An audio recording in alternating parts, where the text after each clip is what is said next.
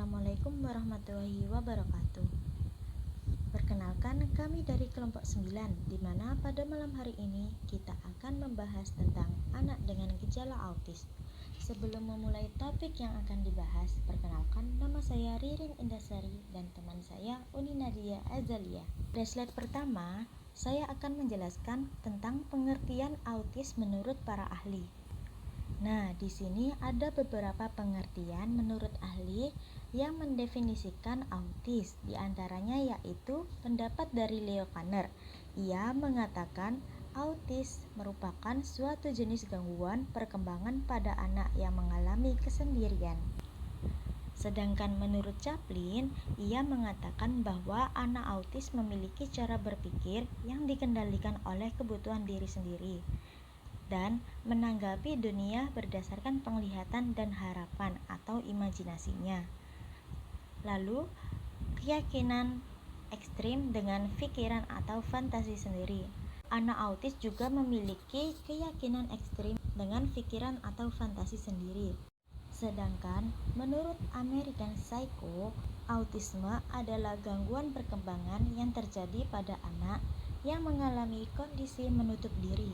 Gangguan ini mengakibatkan anak mengalami keterbatasan dari segi komunikasi, interaksi sosial, dan perilaku. Dari beberapa pengertian di atas dapat disimpulkan bahwasanya anak autis diartikan sebagai kondisi seseorang yang mengalami gangguan perkembangan secara menyeluruh dan mengalami hambatan dalam kemampuan sosial, komunikasi, dan perilaku. Selanjutnya yaitu faktor penyebab anak autis. Yang pertama yaitu sang ibu kemungkinan mengidap virus TORCH. TORCH singkatan dari toxo, rubella, cytomegalic, dan herpes. Yang kedua, mengkonsumsi makanan yang mengandung zat kimia dapat mengganggu pertumbuhan sel otak. Yang ketiga, menghirup udara yang terkontaminasi. Yang keempat, mengalami pendarahan hebat. Yang kelima, faktor genetik. Jika manusia terlalu memakai zat kimia beracun, dapat menyebabkan mutasi kelainan genetik. Dan yang keenam, pencernaan yang buruk berakibatkan adanya jamur yang terlalu banyak di usus, sehingga menghambat sekresi enzim. Usus tidak dapat menyerap sari makanan sehingga berubah menjadi morfin yang dapat mempengaruhi perkembangan anak. Selanjutnya ada beberapa gejala umum yang dapat dilihat dan diwaspadai pada anak autis. Yang pertama yaitu interaksi sosial. Nah, gejala dari interaksi sosial contohnya seperti tidak tertarik untuk bermain bersama teman, lebih suka menyendiri, tidak ada atau sedikit kontak mata, atau menghindar untuk bertatapan. Senang menarik-narik tangan orang lain untuk melakukan apa yang diinginkan. Selanjutnya ada gejala komunikasi. Dalam gejala komunikasi terdiri dari beberapa gejala yaitu perkembangan bahasa lambat, senang meniru atau membeo, anak tampak seperti tuli, dan sulit berbicara. Kadang kata yang digunakan tidak sesuai dengan artinya. Selanjutnya yaitu gejala dalam pola bermain. Nah, gejala dalam pola bermain terdiri dari anak tidak bermain seperti anak-anak pada umumnya. Mereka senang akan benda-benda yang berputar. Selanjutnya yaitu gangguan sensoris. Gejalanya berupa anak autis jika mendengar suara keras, ia akan langsung menutup telinga. Lalu sering menggunakan indera pencium dan perasaan.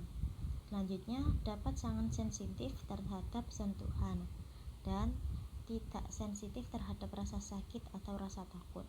Selanjutnya yaitu gejala perkembangan terlambat. Anak autis tidak sesuai seperti anak normal. Keterampilan sosial, komunikasi, dan kognisinya. Selanjutnya dapat mempunyai perkembangan yang normal pada awalnya, kemudian menurun bahkan sirna. Selanjutnya gejala emosi. Pada anak autis memiliki gejala emosi seperti sering marah tanpa alasan, temper tantrum atau mengamuk tak terkendali, jika dilarang atau tidak diberi keinginannya. Selanjutnya, mereka juga suka menyerang atau merusak barang yang ada di sekitar. Dalam gangguan emosi juga anak autis kadang menyakiti diri sendiri dan tidak mempunyai empati dan tidak mengerti perasaan orang lain. Selanjutnya yaitu tentang gangguan yang dialami anak autis yang akan dijelaskan teman saya Uni Nadia Azalia. Gangguan yang dialami anak autis. Ada beberapa gangguan yang dialami oleh anak autis. Yang pertama, gangguan yang berupa interaksi sosial. Ditunjukkan dengan 1. Tidak adanya kontak mata saat bicara. 2. Ekspresi wajah tidak sesuai dengan perasaan. 3. Gerakan tidak sesuai dengan pembicaraan yang sedang berlangsung. 4. Mengalami kesulitan untuk menjalin hubungan dengan teman sebaya. Dan yang kelima, tidak mau menengok jika dipanggil. Selanjutnya ada gangguan komunikasi. Gangguan komunikasi ditunjukkan dengan 1. Mengalami keterlambatan bicara atau kemampuan bicara. Kedua, meracau dengan bahasa aneh.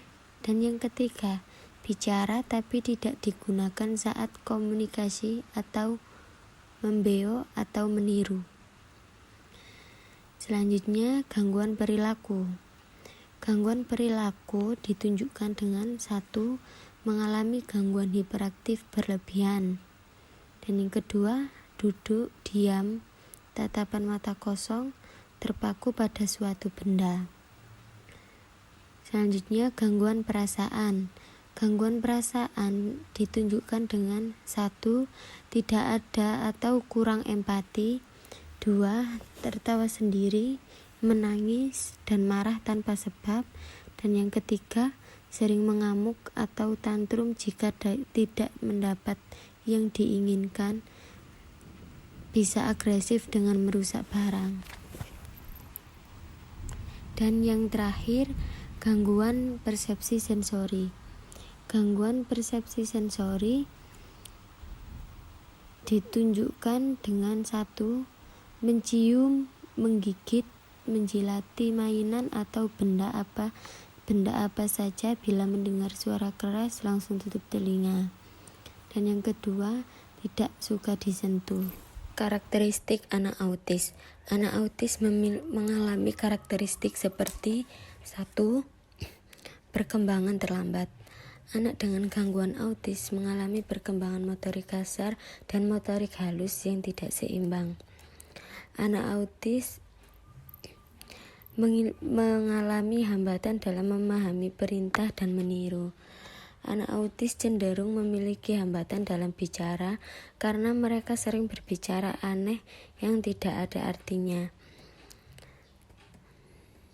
Hambatan dalam melakukan komunikasi dan sosial ini membuat anak senang bermain sendiri dan mereka punya dunianya sendiri. Yang kedua, memiliki rasa ketertarikan pada benda yang berlebihan. Pada anak autis, banyak ditemukan bahwa mereka lebih tertarik dengan benda daripada orang di sekitar. Anak autis mampu mengamati benda dalam waktu yang relatif lama. Mereka mengamati benda yang dipegang sambil tertawa, bahkan memiliki rasa marah pada benda tersebut. Yang ketiga, menolak ketika dipeluk. Anak autis memberi reaksi penolakan ketika ada orang lain yang hendak memeluknya. Ketika anak dipeluk, mereka akan menunjukkan reaksi penolakan, misalnya menangis atau berteriak. Keempat, memiliki kelainan sensoris.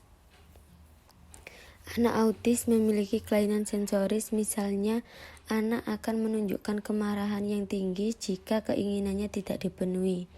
Beberapa anak autis ada yang melukai dirinya sendiri, ada yang memaknai pelukan atau belayan sebagai sesuatu yang meyakinkan. Suara yang berasal dari banyak orang di sekitar memberikan efek meyakinkan sehingga membuatnya menangis atau berteriak. Yang kelima, memiliki kecenderungan melakukan perilaku yang diulang-ulang. Anak autis memiliki kecenderungan melakukan gerakan berulang seperti tepuk tangan, memutar tangan. Anak autis mengalami hambatan dalam melakukan permainan yang beragam. Mereka hanya fokus pada satu mainan saja. Anak autis memiliki kecenderungan untuk melakukan kegiatan yang sifatnya rutin. Mereka sulit menerima perubahan tingkah laku. Terapi bagi penyandang autis. Sebelum mengikuti pendidikan formal atau sekolah, anak autis dapat dilatih melalui terapi sesuai dengan kondisi dan kebutuhan anak, antara lain 1. Terapi bicara. Terapi ini membantu anak melancarkan otot-otot mulut sehingga membantu anak berbicara lebih baik. Bantuan yang dapat diberikan dalam terapi bicara ini adalah untuk organ bicara dan sekitarnya yang sifatnya fungsional. Bantuan ini untuk melatih orang bicara yang mengalami kesulitan untuk artikulasi atau pengucapan. Yang kedua, ada terapi okupasi. Terapi okupasi adalah jenis terapi yang secara khusus digunakan untuk membantu orang-orang untuk hidup mandiri dengan berbagai kondisi kesehatan yang telah ada. Yang ketiga, ada terapi biomedik, yaitu penanganan biomedik melalui perbaikan kondisi tubuh agar terlepas dari faktor-faktor yang merusak, misalnya keracunan logam berat, alergi, dan lain-lain. Terapi biomedik ini mencari semua gangguan tersebut. Apabila ditemukan, maka harus diperbaiki sehingga diharapkan bahwa fungsi saraf pusat bisa bekerja lebih baik sehingga gejala-gejala autis berkurang atau bahkan menghilang. Pemeriksaan yang dilakukan adalah pemeriksaan laboratorium yang meliputi pemeriksaan darah, urin, rambut, dan fase terapi biomedik, melengkapi terapi yang telah ada dengan memperbaiki dari dalam dengan harapan perbaikan akan lebih cepat terjadi. Yang keempat, terapi bermain.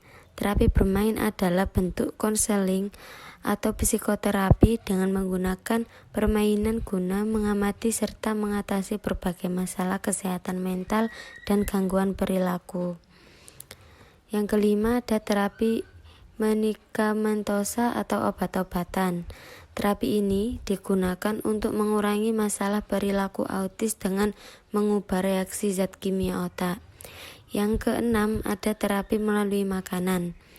Beberapa anak dengan gangguan autis pada umumnya alergi terhadap beberapa makanan.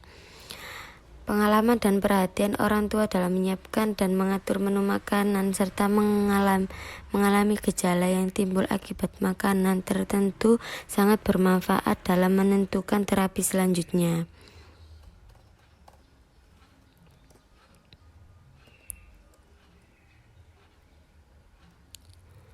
Makanan yang tidak dianjurkan untuk anak autis seperti hasil olahan makanan yang diawetkan, seperti sosis, kornet, daging asap, sayur, dan buah kaleng. Makanan sumber karbohidrat yang dianjurkan untuk anak autis adalah beras, singkong, ubi talas, jagung, tepung beras, tapioka, dan umbi-umbian.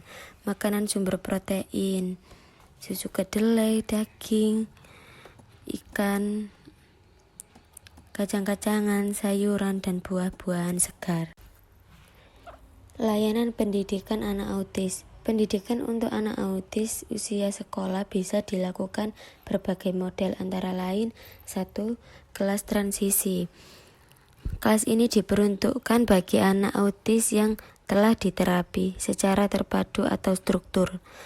Kelas transisi terdapat mungkin mengupayakan peserta didik berada di sekolah reguler maupun sekolah luar biasa, sehingga pada saat tertentu anak dapat bersosialisasi dengan anak lain. Kelas transisi merupakan kelas persiapan dan pengenalan pengajaran dengan tujuan mengembangkan kemampuan akademik dan kemampuan sosial peserta didik. Yang kedua, ada program pendidikan inklusi. Program ini dilakukan oleh sekolah reguler yang sudah siap memberikan layanan bagi anak autis. Untuk dapat membuka program ini, sekolah harus memenuhi persyaratan, antara lain guru terkait telah siap menerima anak autis, tersedia ruang khusus, tersedia guru pembimbing khusus dan guru pendamping.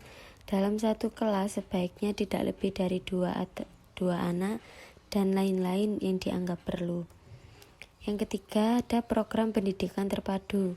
Program pendidikan terpadu dilaksanakan sekolah reguler dalam kasus atau waktu tertentu. Anak-anak autis dilayani di kelas khusus untuk remedial. Yang keempat, ada sekolah khusus autis. Sekolah ini diperuntukkan khusus bagi anak autis, terutama yang tidak memungkinkan dapat mengikuti pendidikan di sekolah reguler. Anak di sekolah ini sangat sulit untuk dapat berkonsentrasi dengan adanya distraksi di sekeliling mereka. Pendidikan di sekolah difokuskan pada program fungsional seperti bina diri, bakat, dan minat yang sesuai dengan potensi mereka. Yang kelima, ada program sekolah di rumah. Program ini diperuntukkan bagi anak autis yang tidak mampu mengikuti pendidikan di sekolah khusus karena keterbatasannya. Anak-anak autis yang nonverbal, retardasi mental, atau mengalami gangguan serius motorik dan auditorinya dapat mengikuti program sekolah di rumah. Program dilaksanakan di rumah dengan mendatangkan guru pembimbing atau terapis atau atas kerjasama sekolah, orang tua, dan masyarakat. Yang keenam, ada panti rehabilitas autis. Anak autis yang kemampuannya sangat rendah, gangguannya sangat parah dapat mengikuti program di panti rehabilitas autistik. Program di panti rehabilitas lebih fokus pada pengembangan pengenalan diri, sensori motorik dan persepsi, motorik kasar dan halus, kemampuan berbahasa dan komunikasi, bina diri, kemampuan sosial, dan keterampilan kerja terbatas sesuai minat, bakat, dan potensinya. Sekian presentasi kelompok dari kami. Apabila ada salah kata atau penjelasan, mohon maaf yang sebesar-besarnya. Wassalamualaikum warahmatullahi wabarakatuh.